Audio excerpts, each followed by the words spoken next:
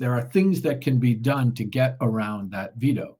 And the most obvious one is this thing called the Uniting for Peace resolution that actually gives the General Assembly, which is the democratic body, the body where there's no veto. The Uniting for Peace resolution has been used several times, but always just for symbolic resolutions that called for a ceasefire and humanitarian aid and all those sort of things, but without any practical measures. And what we're saying is that legally and with a precedent and with all the powers that they need, the UN General Assembly, without the fear of the US veto, could adopt a resolution under Uniting for Peace with specific actions. It could declare economic and diplomatic and political sanctions against the Israeli regime. It can't enforce them, but it can adopt them, it can monitor them, it can expand them, it can give a multilateral diplomatic cover to all countries to advance those sanctions. It could do the same with a military embargo.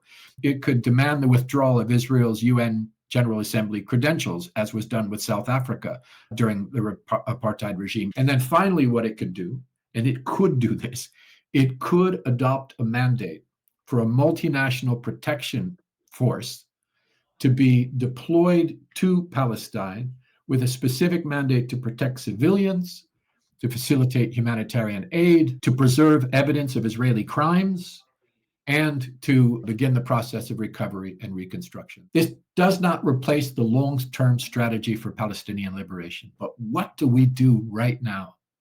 And the answer is only resistance by the Palestinian people, steadfastness by the Palestinian public, solidarity from the rest of us and ratcheting up that solidarity in all of our actions. But what about intervention?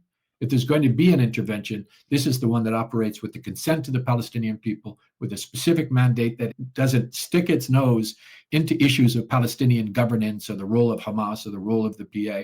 It merely says, we're going to deploy this force, and in this force, you're going to have, imagine, Spanish, Irish, Slovenian, South African, Namibian, Colombian, Brazilian, Indonesian, Malaysian, all of these contingents sent from countries entering by land, sea, air under an international mandate, not as an invasion and combat force, but as an armed protection force for the Palestinian people. There's a chance, not 100%, not a panacea, but there is a chance to use a power that exists to intervene to save lives. And all we're asking, tell us one by one, 193 countries, yes or no to protecting Palestine from annihilation. And if you say no, then you have revealed yourself not just to the world, but to your own people, and suffer the consequences.